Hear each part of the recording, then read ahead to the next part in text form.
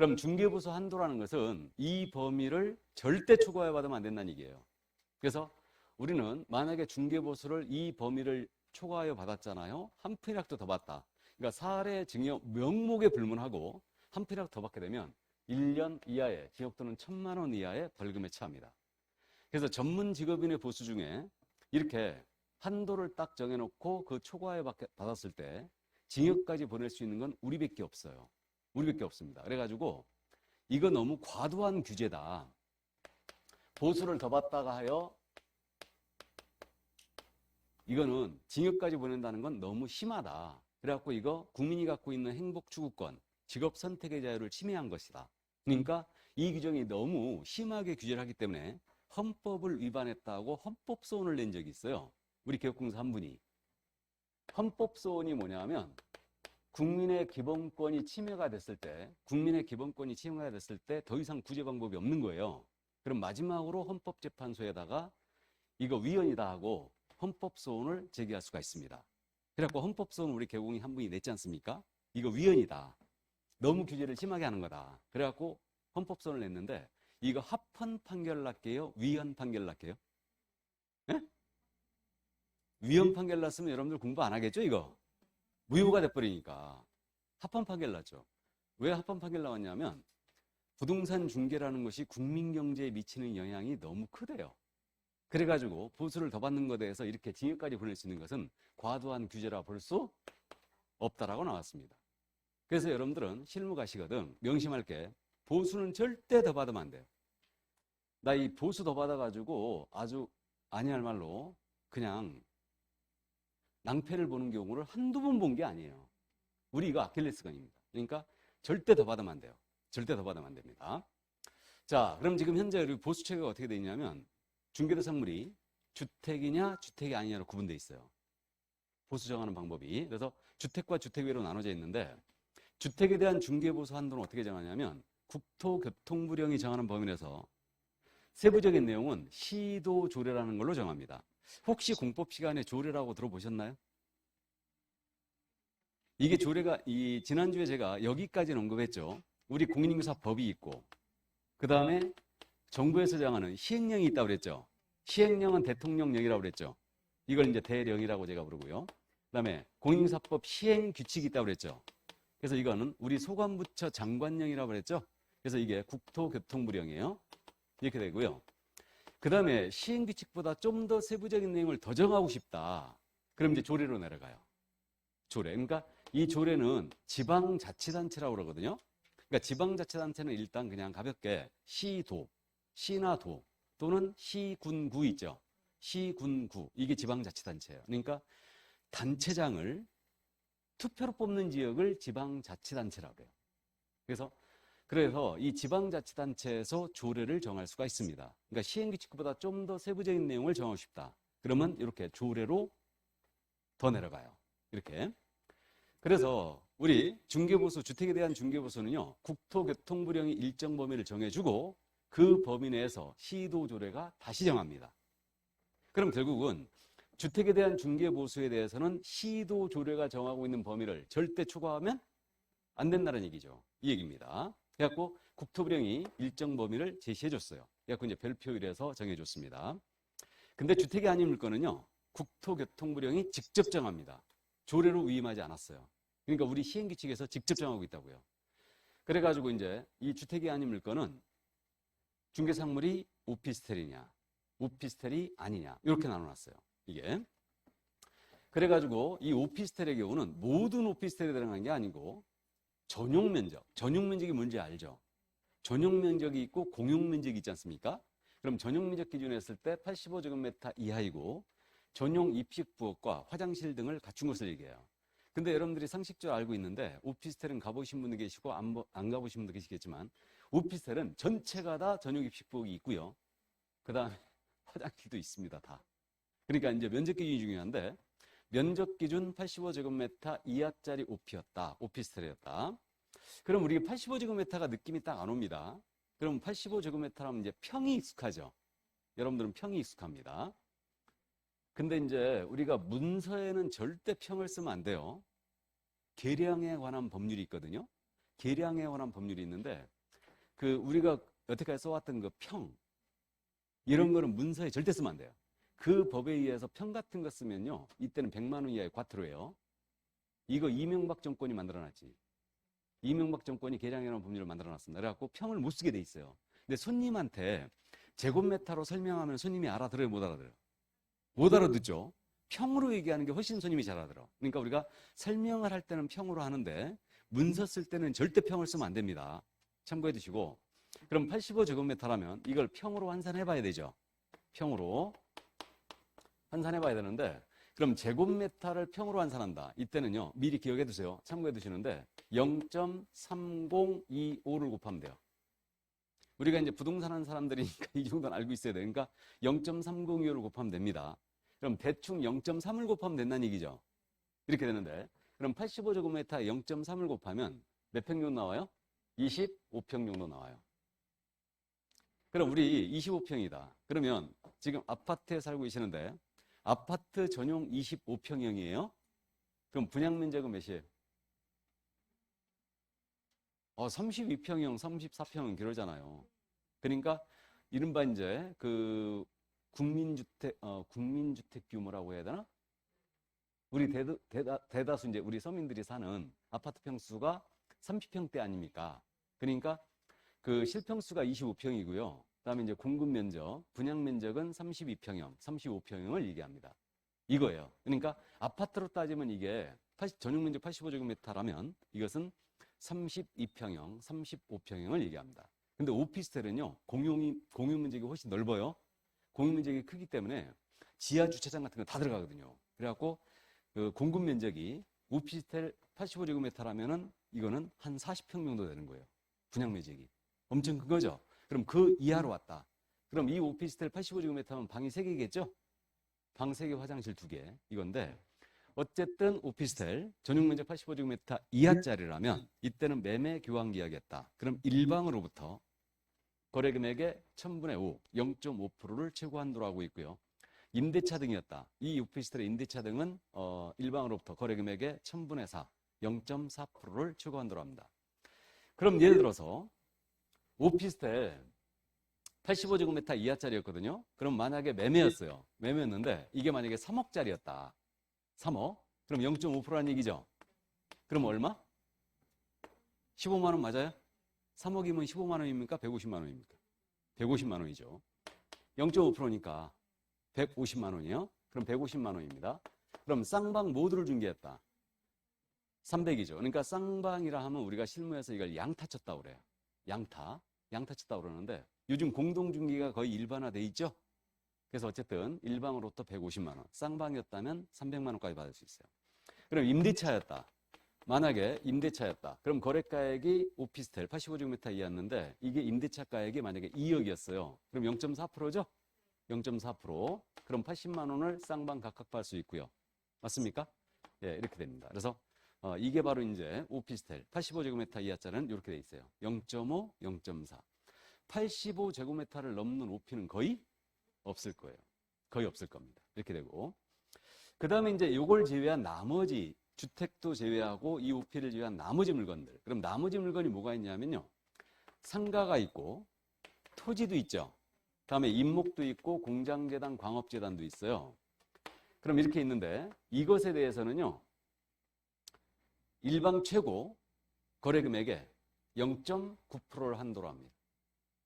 0.9%. 일방 최고 0.9%예요. 그러면 상가 매매를 중개했던 상가 임대차를 중개했던 관계없이 일방으로부터 최고 몇 프로? 0.9%예요. 그럼 만약에 똑같이 상가 매매였어요. 상가 매매였는데 거래가액이 3억짜리였다. 그럼 곱하기 0.9란 얘기죠. 그럼 270만 원이죠. 이걸 쌍방으로부터 각각 받을 수 있어요. 만약에 상가 임대차를 중개했잖아요. 그럼 임대차 가액이 만약에 역시 3억이었다. 그럼 0.9%. 그러면 270만 원입니다. 이걸 쌍방으로부터 각각 받을 수 있어요. 짭짤하죠? 그러니까 상가 토지가 짭짤해요. 이게 요율이 높기 때문에. 그래서 일방 최고 0.9%예요. 그래서 이제 이렇게 요거는 이제 나중에 여러분들이 암기를 해줘야 돼요.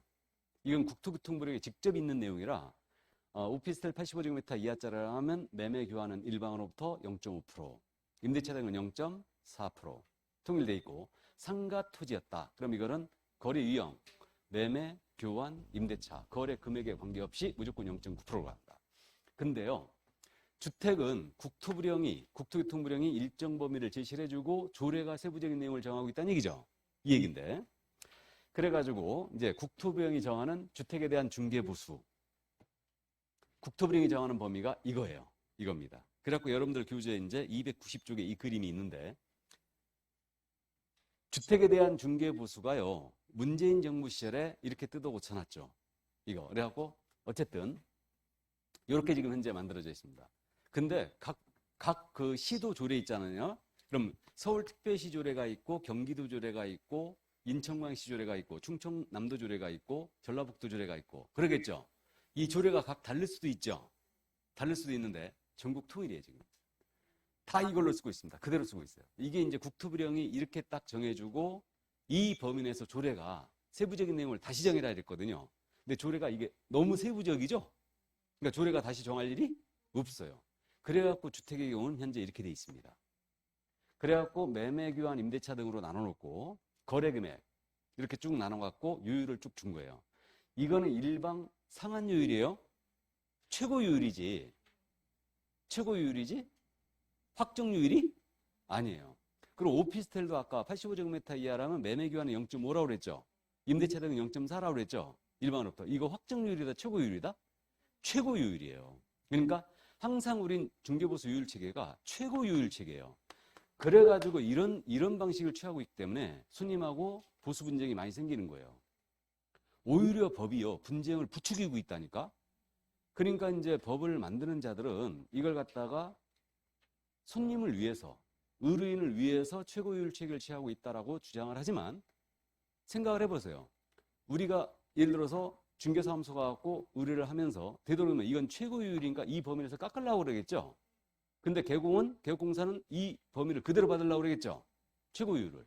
그러니까 분쟁이 생기는 거예요. 그러니까 우리가 또 양반 사회를 살아갖고 돈 갖고 얘기하는 거 엄청 추접스럽게 생각하잖아요. 아닙니까? 그러니까 어쨌든 이걸 갖다 분쟁을 더 부추기는 거예요. 그러니까 우리 협회에서도 지속적으로 주장하는 게 이거 그럼 다운시키려면 다운시켜라. 대신 확정률로 달라 이랬어요. 이거는 국토연구원 그 용역에서도 확정률로 가라. 그게 분쟁을 확 줄이는 거다. 확정률로 주고 확정률에서 깎아주는 건 그냥 넘어가라. 그렇게 했어야 되는데 이게 최고율이에요. 여전히. 그러니까 일방으로부터 받을 수 있는 최고율입니다. 이게.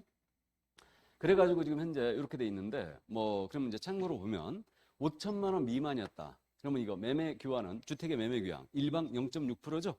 1000분의 6은 0.6%를 얘기하죠. 0.6. 그래갖고 0.654로 갑니다. 금액이 이렇게 나눠졌고요. 그 다음에 만약에 주택의 매매 교환가액이 15억 원 이상이었어요. 15억 원 이상이라면 이때는 최고율이 몇 프로? 0.7%예요. 그래가지고 원래 이게 0.9%였거든요. 0.9%였는데 문재인 정권이 이걸 낮춰버린 거지. 그냥 일방적으로 낮춰버린 겁니다. 임대차 가액 있죠. 임대차 가액도 만약에 15억 이상이었잖아요. 그럼 최고율이 몇 프로예요? 0.6%예요. 0.6%입니다. 이렇게. 그러니까 이것도 원래 0.8%였거든. 근데 이것도 낮춰진 거예요, 지금. 이게. 그래갖고 어쨌든 현재 이렇게 돼 있고요. 그래갖고 이렇게 금액별로 쭉 정해졌는데 그럼 지금 우리가 실무적으로 이른바 지금 현재 우리가 30평대 아파트가 가장 많은데 이걸 가장 우리 서민들이 많이 살고 있는데 가장 많이 걸리는 그 구간대를 잠깐 보세요. 2억에서 9억이죠. 우리 지금 현재 우리 인천은 그렇죠. 그렇게 봐야 되는데 2억에서 9억대 30평대가 1000분의 4 가장 낮죠. 이해되세요? 이렇게 됐어요. 근데 이게 가격이 지금 서울 같은 경우는 폭등을 했기 때문에 지금 이제 다운되고 있는데 폭등을 했기 때문에 여기로 올라간 거야 또. 맞죠? 그래갖고 요 구간대를 가장 낮게 해버린 거예요. 원래는 이 부분이 이렇지 않았다니까요. 원래는 9억 이상짜리는 전부 다 0.9%였어 그냥. 이게. 근데 확 다운시키는 겁니다 이거. 0.9%였는데. 그래갖고 실무에서 이거 완전 반토막 내버린 거 아니에요, 지금. 그래갖고 보수 가지고 우리는 중개 보수라고 부릅니다. 수수료가 아니에요. 그러니까 앞으로 여러분들 용어를 쓸 때 중개 수수료라고 쓰시면 안 돼. 진작에 바꿔줘야 돼요. 보수라고 그랬어야 됩니다. 중개 보수인데 우리는 사실 보수에 관한 개념인데 보수를 깎는다? 말이 안 되는 소리지 이거는. 원래. 근데 이거 문재인 정권이 갖고 이걸 확 바꿔버린 거예요. 이게. 그래갖고 어쨌든 2억에서 9억 이제 0.4% 이렇게 가장 낮아요. 그럼 임대차는 지금 현재 여기 보면 6억에서 12억 미만이죠? 0.4% 돼 있지. 이해되십니까? 약간 이제 이렇게 구간대별로 이렇게 일방으로 이렇게 돼 있어요. 이게 일방 최고율이에요. 일방 최고예요. 그럼 최저 한도는 있는 것 같아요? 없는 것 같아요? 최저 한도는 없죠? 최저 한도는 없어요. 그래갖고 원래 중개업법 시에는 최저 한도가 0.2%였거든요. 0.2%가 있었어요. 최저 한도가 중개업법 시에는. 근데 현재 이거 삭제해버렸지. 우리 공사법에서 이걸 삭제해버린 겁니다. 그래갖고 일부 그저 실무에서 그런 일 벌어졌어요. 중개보수의 최저 한도가 없으니까 중개보수를 안 줘도 된다. 이런 의뢰인들도 있었다니까 진짜로. 그때는 주둥이를 확. 어쨌든 현재 이렇게 돼 있고, 그러니까 이 범위 내에서 조례가 다시 정하는데 조례들이 다 이렇게 가고 있어요. 그대로 이대로 가고 있습니다. 그래서 우리 인천광역시도 마찬가지예요. 이렇게 돼 있습니다.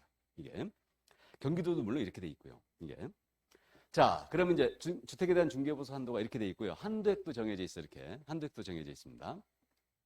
그래서 이제 이렇게 생겼다는 거 나중에 이제 우리가 참고를 하게 될 거고요. 그럼 이제 이걸 어떻게 적용하느냐? 우리는 중개보수 체계가요 모두 일방 한도 체계예요. 일방으로부터 할 수 있는 한도 체계를 정해놨어요. 그래가지고 쌍방 모두를 중개했다면 산출된 부수, 계산된 금액을 쌍방으로부터 각각 받을 수 있겠죠. 이렇게 되고, 그 다음에 이제 주택 소재지 시도 조례와 중개사무소 소재지 시도 조례가 틀릴 수 있어요. 그럼 이때는 어디를 기준으로 하냐면 사무소 기준으로 갑니다. 그러니까 예를 들어서 이 얘기예요. 인천광역시 서구에 중개사무소가 있어요. 사무소는 여기 있습니다. 그런데 이분이 경기도 광명시 주택을 중개한 거예요.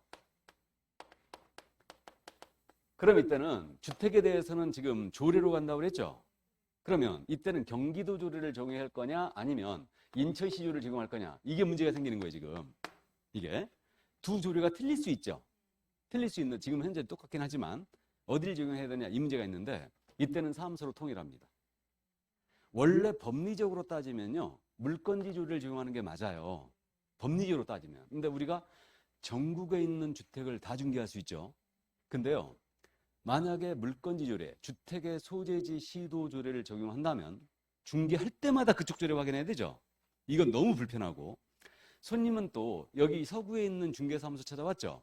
그럼 서구에 있는 이 중개사무소는 중개보수표가 게시가 돼 있거든요. 그럼 이 중개보수표가 어디 거겠어요? 인천시 거겠지. 맞죠? 그러니까 신뢰보호 차원에서도 사무소로 통일합니다.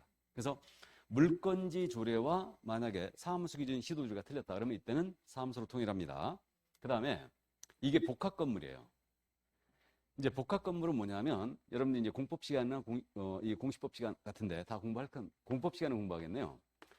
이게 1층이 예를 들어서 상가였고요. 2층이 주택이었어요. 이게 상가주택이죠. 이른바 이제 수익형 부동산이라고 부르고 있는데 이걸 복합 건물이라고 그러는데, 이게 주택 등기 2층 등기 따로 나와 있고 1층 등기가 따로 나와 있잖아요. 그럼 이때는 각각 계산하면 돼요. 계약서 각각 써주고요. 이걸 이제 구분 건물이라고 그래요. 등기가 따로 나와 있으면은 이건 구분 건물이라 합니다. 근데 이게 등기가 하나로 돼 있는 거예요. 이걸 뭐라고 하냐면 하나의 건물. 이걸 실무에서는 통건물이라고 불러요. 통건물. 이게 우리 이거 지금 이 건물 있죠? 이 건물 구분 건물 같아요? 통건물 같아요? 에? 구분 건물입니다. 각 호실별로 소유자가 다 틀리다는 얘기죠? 이걸 구분 건물이라고 해요. 구분 건물이에요. 구분 건물입니다. 통건물 거의 없어요. 거의 없습니다. 그러면 결국은 이게 하나의 건물이었어요. 이게 단독 건물이었다는 얘기죠? 그러니까 주인분이 하나였습니다. 근데 주택 중개보수율과 상가 중개보수율이 틀리죠? 상가는 무조건 0.9%예요. 주택은 금액별로 쭉 나눠져 있죠, 지금? 나눠져 있습니다. 그럼 이런 복합 건물을 중개했을 때 이게 하나의 건물이었는데 어떻게 보수를 받았냐? 이 문제예요, 이게. 이건데. 주택 면적을 기준으로 했죠. 그럼 주택 면적이 만약에 2분의 1 이상이었잖아요. 2분의 1 이상이면 전체에 대하여 주택률을 적용하고, 주택 면적이 2분의 1 미만이었잖아요. 그럼 전체에 대하여 상가율을 적용합니다. 주택 면적 기준이었어요. 그러니까 주택의 면적이 2분의 1 이상이었다. 이상이란 말 아시죠? 이상이라면 딱 반을 끼는 거예요, 못 끼는 거예요? 여기서 2분의 1 이상 그랬으니까 반이 끼는 거죠. 낀 거예요. 근데 미만, 초과는 안 들어가는 거죠. 그게 안 들어가요. 그러니까 이상입니다. 그럼 예를 들어서 주택 면적이 2분의 1 이상이면 전체에 대하여 주택을 받으라는 얘기예요. 주택 면적이 2분의 1 미만이라면 전체에 대하여 주택 외를 상가를 적용합니다. 그럼 둘이 면적이 같았어요. 여기도 50이고 여기도 50제곱미터였다. 둘 다. 면적이 둘이 같았어요. 그럼 이때는 뭘 적용한다? 주택을 적용해야죠. 2분의 1 이상이라 했으니까.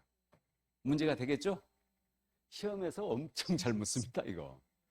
그 다음에 또, 이거, 부가가치세 있죠? 우리 중개보수 받을 때, 일반 과세자가 있고 간이 과세자가 있는데, 일반 과세자는 연 매출액이 8천만 원? 연 매출액이 8천만 원 넘었으면 일반 과세로 돌아요. 일반 과세로 돌게 되면은 부가가치세를 내야 됩니다. 중개보수 부가세. 그러니까 법정 중개보수가 300만 원이었다. 그럼 내가 일반 과세자예요? 그럼 10% 더 받아야 돼요. 근데 손님이 10% 더 주겠어, 안 주겠어? 절대 안 줍니다. 근데 상가 손님들은 다 줘요. 상가 손님들은 자기네들도 사업자이기 때문에 부가세 내주고, 나중에 자기네는 돌려받거든. 세무서에. 근데 개인들은 잘 안 줍니다. 개인들은 못 돌려받거든. 생으로 10%더 무는 거예요. 그러니까 부가세는 별도로 갑니다. 이렇게 되고요. 그다음에 한도를 초과하는 약정은 한도를 초과하는 범위에서 무효예요.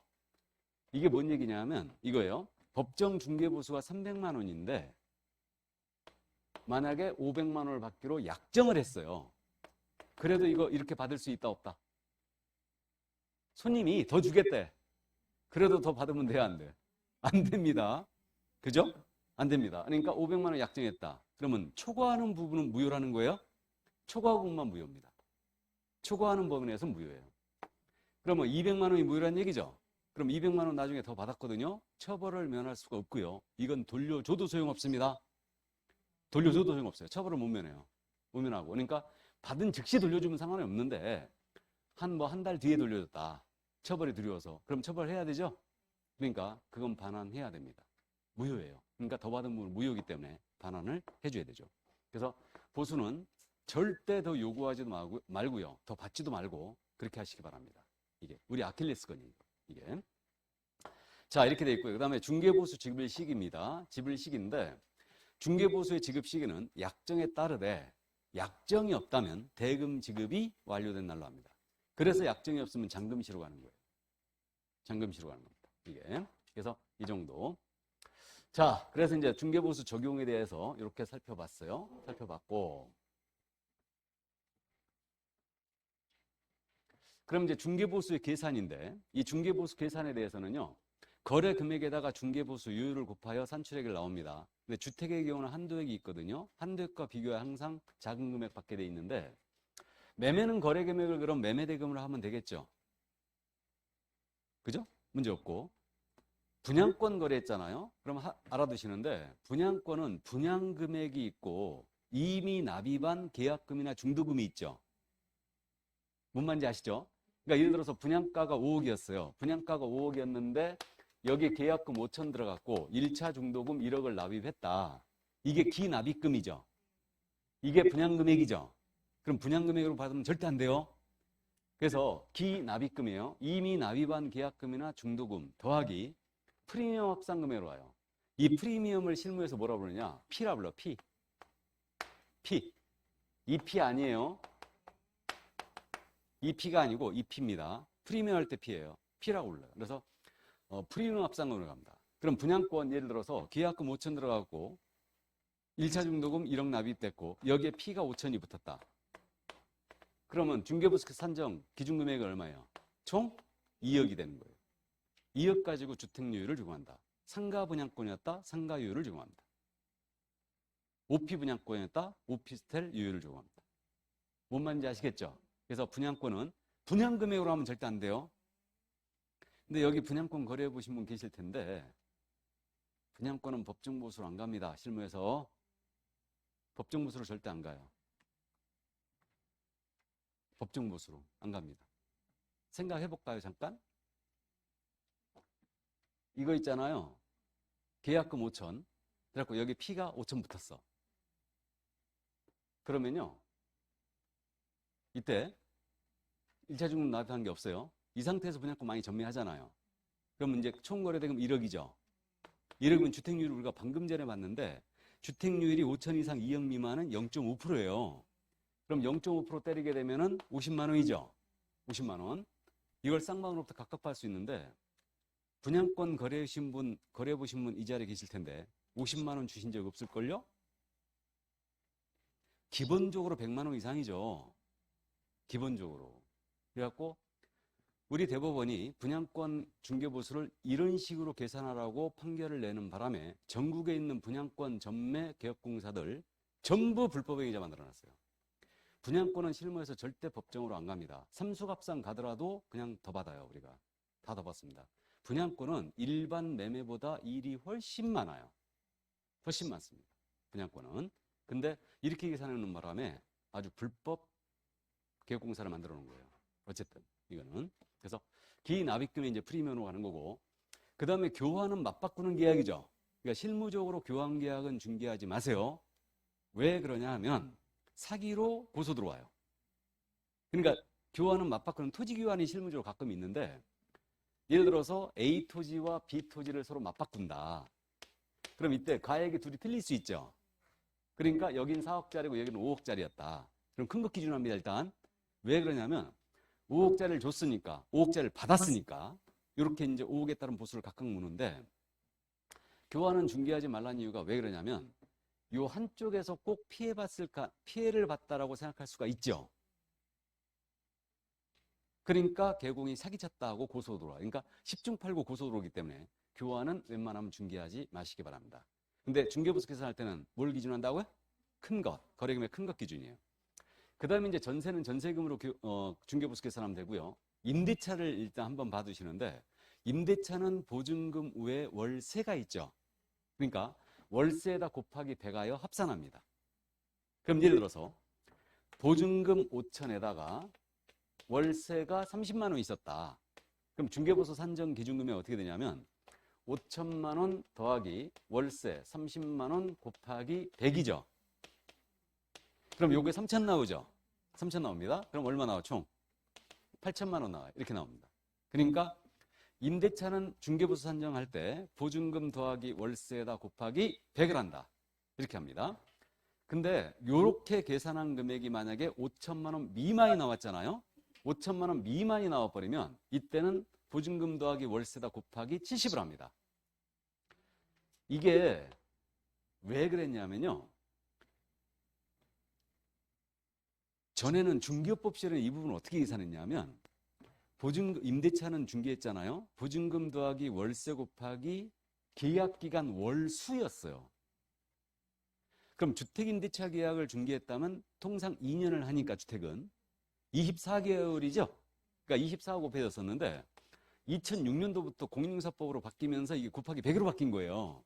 100이 나온 근거는 이제 나중에 말씀드릴 건데 어쨌든 100으로 바뀐 거예요. 그래갖고 소액임대차에 있어가지고 무려 중개보수가 3배가 뛰었어요. 실제로 100으로 바뀌는 바람에. 그래갖고 소액임대차에서 임차인들 너무 비싸졌다 보수가. 그래가지고 이걸 조정했죠. 그래갖고 보증금 더하기 월세 곱하기 100을 한 합계액이 5천만 원 미만이 나와버리면 보증금 더하기 월세 곱하기 70으로 다시 해야 돼요. 그럼 예를 들어서 보증금 2천에다가 월세가 20만 원짜리였어요. 그럼 이거 얼른 계산에 4천밖에 안 나오죠. 그럼 5천만 원 미만 거래죠? 그러면 보증금 2천에 더하기 월세 20만 원 곱하기 70으로 한다는 얘기죠. 이해되세요? 이렇게 합니다. 그러니까 총 거래대금이 3,400이래요. 그래갖고 이게 만약에 주택이었다? 그럼 주택률 0.5%. 오피였다? 그럼 0.4%. 상가였다? 0.9%. 이렇게 곱해주는 거예요. 이해되세요? 그래서 임대차는 이렇게 한다는 거. 그러니까 보증금 더하기 월세 곱하기 100으로 한다. 그래갖고 합산한다. 이렇게 합산하고 다만 요래 계산한 금액이 5천 원 미만이었을 때는 월세 곱하기 70을 하는 거예요. 그래서 이제 이 정도 이해만 해 두시고요. 자, 그래서 이 정도 중개부수 계산하는 방식 이해만 해두시고, 그 다음 이제 실비라는 게 있는데, 실비는 두 가지가 있거든요. 이건 그냥 참고만 하시기 바랍니다. 그냥. 이번은 33회 때 실비를 물어봤는데, 간만에 물어봤어요. 이거는. 자, 그럼 이 정도 하고, 커피 한 잔 먹고 할까요? 네, 잠깐 쉬었다 하겠습니다.